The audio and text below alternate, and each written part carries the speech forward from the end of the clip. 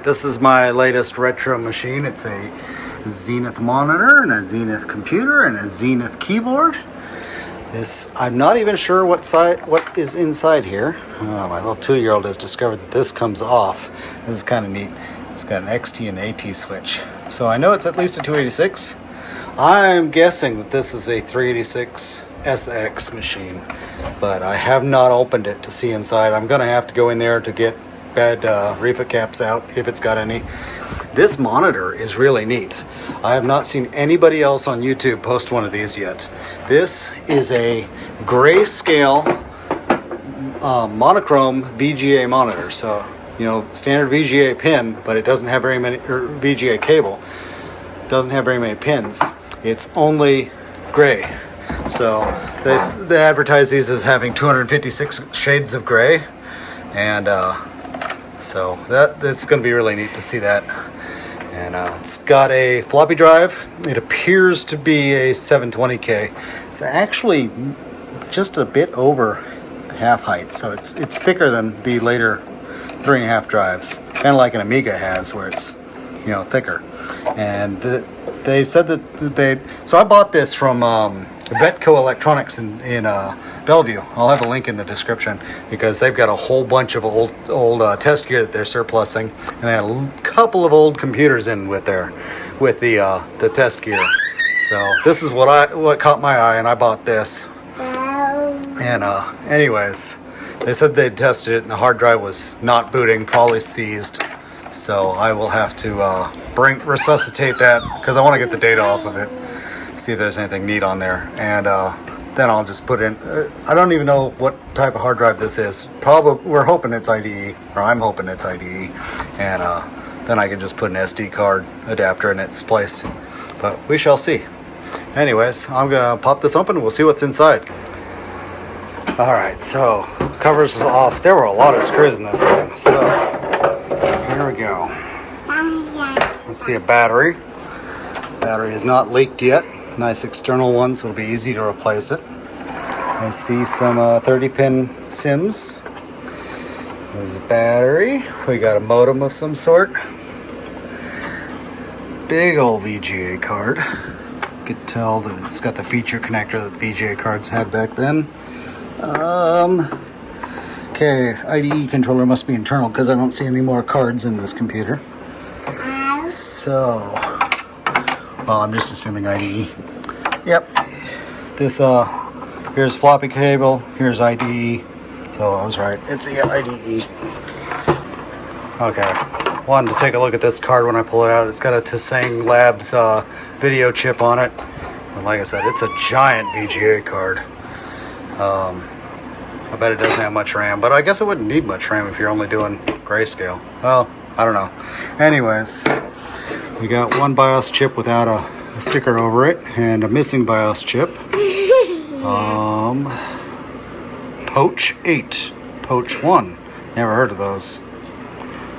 Chips. Okay, what do we have here? We have a 28612. Bummer. I was really hoping this would be a 386. Okay, well, there we go. Now it's in focus. 28612. So, very proprietary looking power supply connector. And a proprietary shaped power supply, it looks like. 10 amps of 5 volt. 2 amps of 12 volt. Yeah. So, it's like a 75 watt power supply. Yeah. So, I'm going to get the hard drive out of here and we'll take a look at that. So the hard drive, go ahead and pull that out, Emmett. Can you get that out? There you go. It's a little stuck. There you go. Yeah. What kind is it? It is a Connor 3024. Yeah. Cool. So I'll have to figure out why that doesn't work. Probably just needs a little shaking while it's spinning up or something, and get it to spin. And I'm sure this alkaline battery clock needs to go. And yeah, can't wait to power this thing up and see it go. But like I said, I'm going to pop the power supply open at some point, get any reefas out of there. I'm going to take that monitor apart and see if there's any reefas in it. And and try and keep the toddler out of this computer. Alright, so this is a pretty clean, looks like a low hour monitor. They said it had no burn-in at all that they could see. Stay back. Now, we're looking at where the AC comes in. Stop. It's got a, that's one of the safety caps right there. And these two, I see no reefas. Not a reefa in sight. So we got that going for us. So I'm gonna go ahead and put the cover back on this before somebody gets hurt. The Zenith lives. I got the case open because I had to give the hard drive a little shaky action to get it to spin up. But yeah, this is the Zenith system. It came missing 2 keys, but you know, other than that, the keyboard's great. The Zenith grayscale VGA monitor. So this thing's a 286. Let's check this out. Gone, gone, gone. Let's see how fast they bounce. Oh, awfully slow. This is a 286.12. Running DOS 5 with Windows 3.0. So, ouch. But yeah, it works, it lives.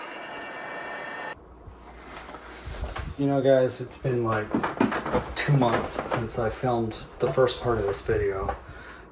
Sorry about the shaky cam, but you know. Anyways, I got it on tripod now. Let's power it up. What I found was that the hard drive does work and it's got stuff on it, but it's just a fresh install of everything. So it's not happy that I wiped the CMOS and let's see if it'll boot. Nope, it goes straight into CMOS. Okay, so date seems to be Y2K compliant. It is I think it's August 1st. 01.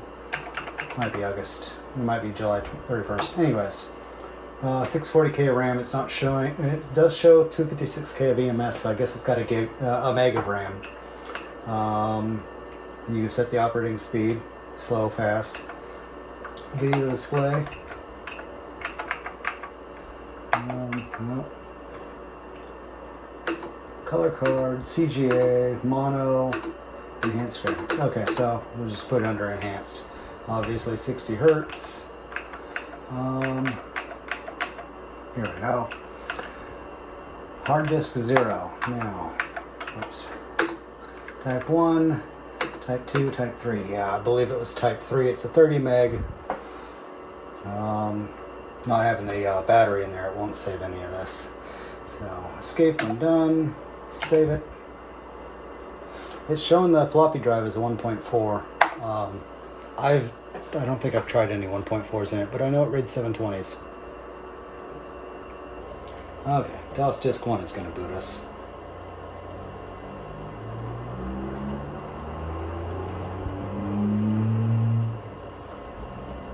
Saw a hard drive seat because it initially booted off this.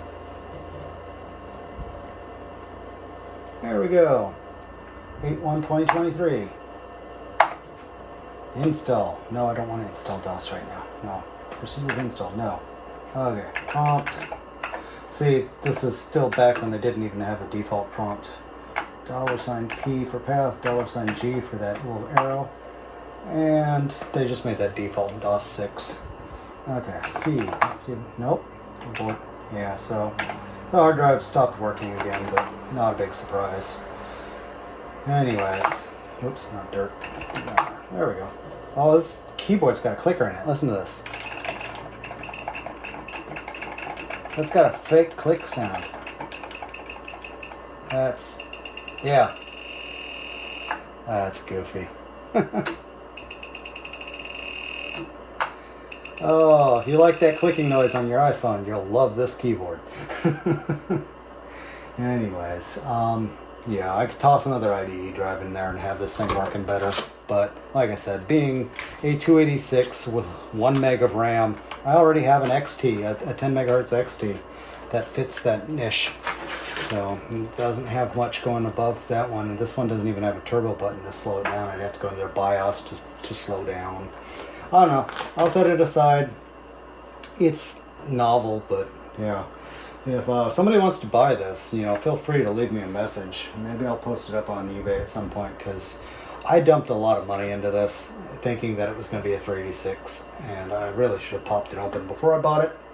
But yeah, being a 286, I'm rather disappointed, and I paid $150 for the whole thing. I mean, the monitor, it's neat, and I'd like to keep the monitor, but the computer's fairly worthless to me. I don't care for 286s. Anyways, thanks for watching. Subscribe, because there's going to be more coming up in the coming weeks. I've got a Packard Bell Pentium that I'm going to do, and it's getting upgraded, and a few other machines that I'll feature on the channel. So subscribe.